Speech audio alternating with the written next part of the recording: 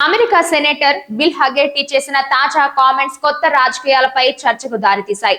2020లో గాల్వన్ లోయలో భారత్ చైనా ఘర్షణ సమయంలో చైనా విద్యుత్ అయస్కాంత ఆయుధాలు వాడిందని ఆయన ఆరోపించారు. అయితే ఈ ఆరోపణకు ఇప్పటివరకు ఎలాంటి ఆధారాలు లేవు. భారత్ చైనా ప్రభుత్వాలు కూడా దీన్ని ధృవీకరించలేదు.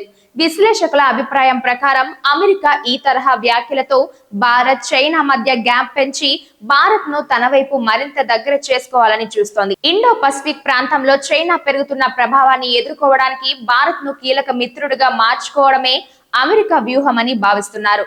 ఇక భారత్ మాత్రం అమెరికా, చైనా, రష్యా వంటి దేశాలతో సమానమైన సంబంధాలు కొనసాగించాలని ప్రయత్నిస్తోంది. ఇటీవల మోదీ, జిన్పింగ్ సమావేశం ఎస్సీవీలో భారత్ చురుకైన పాత్ర దీనికి నిదర్శనం.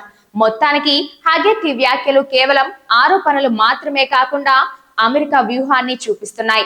భారత్ మాత్రం స్వతంత్ర విదేశాంగ విధానాన్ని పాటిస్తూ అన్ని శక్తుల మధ్య సమన్వయంగా కాపాడాలని కృషి చేస్తోంది.